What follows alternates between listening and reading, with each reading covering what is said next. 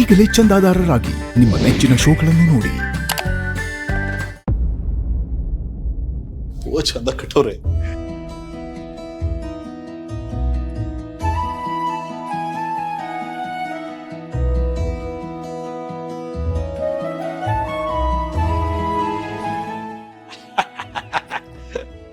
ಚಂದಾಗದೆ ಇಲ್ಲೋ ಮನೆ ಬೋ ಚಂದಾಗದಲ್ವೇ? ಏನೋ ನನ್ನ ತಂಗಿ ಖುಷಿಯಾಗಿ ಸಂತೋಷವಾಗಿದ್ರೆ ಅಷ್ಟೇ ಸಾಕು. ಹೌದು ರೀ. ನಿಮ್ಗೆ ಊರಲ್ಲಿರೋರೆಲ್ಲ ಖುಷಿಯಾಗಿರ್ಲಿ ಚೆನ್ನಾಗಿರ್ಲಿ ಅಂತ ಯಾವಾಗ್ಲೂ ಅನ್ಸ್ತಿರುತ್ತೆ. ಅದೇ ನೀವು ಕಟ್ಕೊಂಡ್ ಹೆಂಡತಿ ಖುಷಿಯಾಗಿದ್ದಾಳ, ಅವಳು ಸಂತೋಷವಾಗಿರ್ಬೇಕು ಅಂತ ಯಾವತ್ತಾದ್ರೂ ನಿಮ್ಮ ಮನ್ಸಿಗೆ ಬಂದಿದ್ಯಾ? ನೇನಾ ನಮ್ಗೆ ಅಂತ ಹೇಳ್ಬಿಟ್ಟು ನಿಮ್ ತಂಗಿ ಕೊಟ್ಟಿದಾರಲ್ಲ, ಇದ್ರ ಬಗ್ಗೆ ಕೇಳೋ ಧೈರ್ಯ ನಿಮ್ಗಿದ್ಯಾ?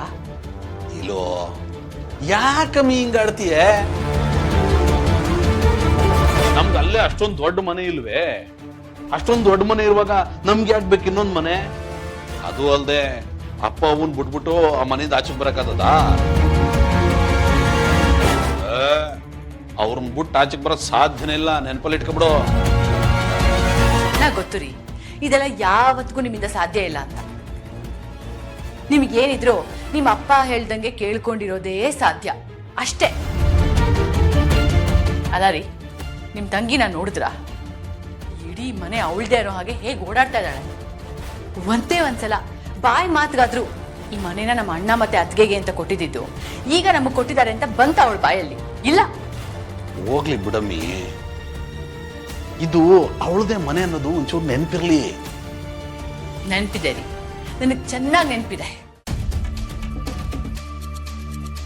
ಅವ್ರದ್ ಮನೆ ಇವ್ರದ್ ಮನೆ, ಅವ್ರ ಕೆಲ್ಸ ಇವ್ರ ಕೆಲ್ಸ, ನಮ್ಮ ಅಪ್ಪನ ಕೆಲ್ಸ, ನಮ್ಮ ಅಪ್ಪನ ಮೀಟಿಂಗು ಅಂತ ಅನ್ಕೊಂಡೇ ಇದ್ಬಿಡಿ. ಏನು ಉದ್ಧಾರ ಆಗೋದ್ರ ಬಗ್ಗೆ ಯೋಚನೆ ಮಾಡ್ಬಿಡಿ. ಕಟ್ಕೊಂಡಲ್ಲ ನಾನು, ನನಗ್ ನಾನು ತಗೊಂಡು ಹೊಡ್ಕೋಬೇಕು. ಇಲ್ಲೋ ಬಾರಮಿಲಿ ಹೊಡೆತದೆ ಹೋಗತ್ತೆ. ಅಪ್ಪ, ಅಣ್ಣ ಯಾಕೋ ಮಾತು ಕೇಳಕ್ಕೆ ತಯಾರಿಲ್ಲ. ಯಾಕೆ ಹೀಗೆ ಆಡ್ತಿದ್ದಾನೆ? ನಂಗೆ ಗೊತ್ತಿತ್ತು ಮಗಳೇ, ಅದಕ್ಕೆ ಬೇಡಮ್ಮ ಅಂತ ಹೇಳಿದ್ದು. ಈಗ ಹೋಗಿ ಇದನ್ನೆಲ್ಲ ಮಾತಾಡಿ ನೀನು ಅನ್ನಿಸ್ಕೊಂಡು ಬಂದ್ಯಾ? ಅವನಿಗೆ ಏನು ಹೇಳಿದ್ರು ಕೇಳೋ ಮನಸ್ಥಿತಿನೇ ಇಲ್ಲ. ಅಪ್ಪ, ನೀವು ಅಮ್ಮನ್ನ ಎಷ್ಟು ಪ್ರೀತಿ ಮಾಡ್ತೀರಾ ಅಂತ ನನಗೆ ಚೆನ್ನಾಗಿ ಗೊತ್ತು. ಮದುವೆ ಆಗಿ ಇಷ್ಟು ದಿವಸ ಆದ್ರೂ ನಿಮ್ಮಿಬ್ಬರ ಮಧ್ಯೆ ಯಾವತ್ತೂ ಮನಸ್ತಾಪಗಳು ಬಂದಿಲ್ಲ. ಇಷ್ಟು ದಿವಸ ಆದ್ರೂ ಒಬ್ರನ್ನೊಬ್ರು ಮಾತು ಬಿಟ್ಟಿಲ್ಲ. ಗಂಡ ಹೆಂಡತಿ ಅಂದ್ರೆ ಹೀಗಿರ್ಬೇಕು, ಹೀಗೆ ಬದುಕಬೇಕು ಅಂತ ತೋರಿಸ್ಕೊಟ್ಟಿರೋರೆ ನೀವು. ಈಗ ನಿಮ್ಮಿಬ್ಬರನ್ನೇ ದೂರ ಮಾಡಿದ್ರೆ ಅದು ಸರಿನಾ? ಸರಿ ತಪ್ಪು ಅಂತ ಯೋಚನೆ ಮಾಡೋಷ್ಟು ವಿವೇಕ ಯಾರಿಗಿದೆ ಇಲ್ಲಿ? ಸಂತು ಹರಿ ಒಂದು ವ್ಯವಹಾರದ ದೃಷ್ಟಿನಲ್ಲಿ ಯೋಚಿಸ್ತಾ ಇದ್ದಾರೆ. ನಾವೆಲ್ಲ ಒಟ್ಟಿಗೆ ಇದ್ದಾಗ ಮನೆ ಖರ್ಚನ್ನ ಎಲ್ಲರೂ ಹಂಚ್ಕೋತಾ ಇದ್ದೋ. ಈಗ ಹರಿ ಮನೆಯಿಂದ ಹೊರಗಡೆ ಬಂದಿದ್ದಾನೆ, ಮನೆ ಜವಾಬ್ದಾರಿ ಎಲ್ಲ ಸಂತು ಮೇಲೆ ಬೀಳುತ್ತೆ. ಅದಕ್ಕೆ ಅಮ್ಮನ್ನ ಹರಿ ಜೊತೆ ನನ್ನನ್ನು ಈ ಮನೇಲಿರಿ ಅಂತ ಕೇಳ್ಕೊಂಡಿದ್ದಾನೆ. ಅವನ ದೃಷ್ಟಿನಲ್ಲಿ ಇದು ಸರಿಯಾಗಿದೆ ಮಗಳೇ. ನಾವು ಯೋಚಿಸೋ ದೃಷ್ಟಿಕೋನ ಬದಲು ಮಾಡಿಕೊಂಡ್ರೆ ನಿನಗೆ ಅರ್ಥ ಆಗುತ್ತೆ. ನಿಜವಾಗ್ಲೂ ನಿಮ್ಮ ಮನಸ್ಸಿಂದ ಆಡ್ತಿರೋ ಮಾತಲ್ಲಪ್ಪ ಇದು. ಪರಿಸ್ಥಿತಿ ಬದಲಾಯಿಸಕ್ಕಾಗಲ್ಲ ಅನ್ನೋ ಕಾರಣಕ್ಕೆ ಒಬ್ಬ ಅಸಹಾಯಕ ತಂದೆ ಆಡ್ತಿರೋ ಮಾತಿದು.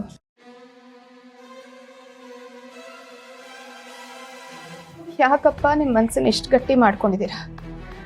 ನೀವು ಮುಂಚೆ ಹೀಗಿರ್ಲಿಲ್ವಲ್ಲ, ಯಾಕೆ ಬದಲಾದ್ರಿ? ಬದಲಾವಣೆ ಜಗದ ನಿಯಮ ಮಗಳೇ, ಬದಲಾಗಲೇಬೇಕು. ಇಲ್ಲಾಂದ್ರೆ ಪರಿಸ್ಥಿತಿ ನಮ್ಮನ್ನು ಹಿಂದಕ್ಕೆ ತಳ್ಳಿಬಿಡುತ್ತೆ.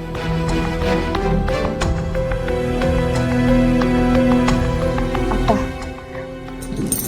ನಿಮ್ಮಿಬ್ಬರಿಗೆ ಬೇರೆ ಬೇರೆ ಇರಕ್ಕೆ ಇಷ್ಟ ಇಲ್ಲ ಅಂದ್ರೆ ನನಗೆ ಈಗಲೇ ಹೇಳಿ. ನಾನು ಸಿದ್ದು ಅವ್ರ ಹತ್ರ ಮಾತಾಡಿ ನಿಮಗೆ ಬೇರೆ ಮನೆ ಮಾಡಿಕೊಡ್ತೀನಿ. ಅಲ್ಲಿ ನೀವು ಜೊತೆಗಿರಬಹುದು. ಬೇಡ ಮಗಳೇ, ನನಗಿಷ್ಟು ಹೇಳಿದೆಯಲ್ಲ ಅಷ್ಟು ಸಾಕು. ನನ್ನ ಎಲ್ಲ ಕಷ್ಟ ಕಾಲದಲ್ಲೂ ನನಗಾಗಿರೋದೇ ನೀವು ಹೆಣ್ಮಕ್ಳು. ಈಗ ಜಾನು ಇಲ್ಲ,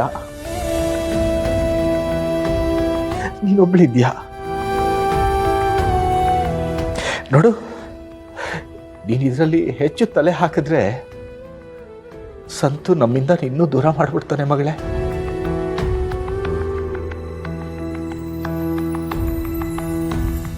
ನಾನು ನಿಭಾಯಿಸ್ತೀನಿ ಮಗಳೇ, ನಾನೆಲ್ಲ ನಿಭಾಯಿಸ್ತೀನಿ.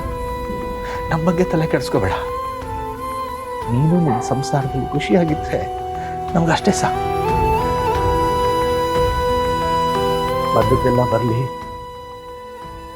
ಭಗವಂತಂದೇ ಇರಲಿ ಅಂತ ನಾನು ನಿಭಾಯಿಸ್ತೀನಿ. ಆ ಭರವಸೆ ನನಗಿದೆ. ನಮ್ಮ ಬಗ್ಗೆ ನೀನು ಏನು ತಲೆ ಕೆಡಿಸ್ಕೋಬೇಡ.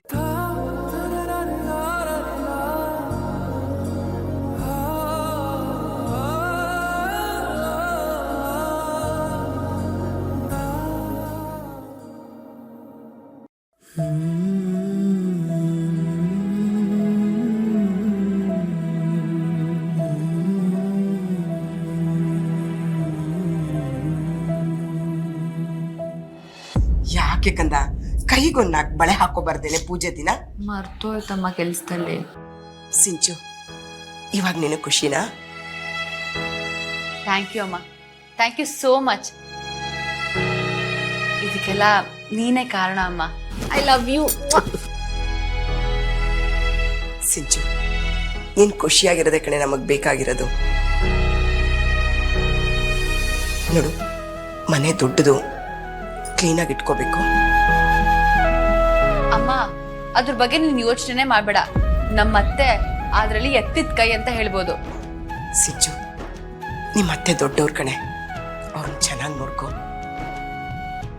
ನಿನಗೂ ಒಬ್ರು ಮನೇಲಿ ದೊಡ್ಡವ್ರಿದ್ರೆ ನಿನಗೆ ಗೊತ್ತಿದ್ದು ಗೊತ್ತಿಲ್ಲದೆ ಇರೋದನ್ನೆಲ್ಲ ಕಲ್ತ್ಕೋಬೋದು.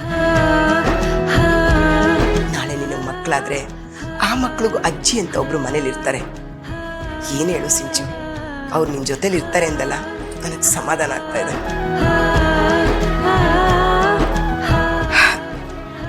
ಇರು, ನಿಮ್ಮಪ್ಪ ಏನ್ ಮಾಡ್ತಾ ಇದ್ದಾರೆ ಅಂತ ನೋಡ್ಕೊಂಡು ಬರ್ತೀನಿ.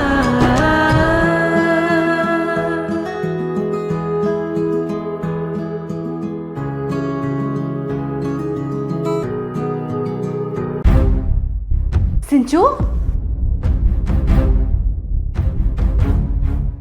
ಮನೆ ಎಷ್ಟು ಚೆನ್ನಾಗಿದೆ ಅಲ್ವಾ ಸಿಂಚನ?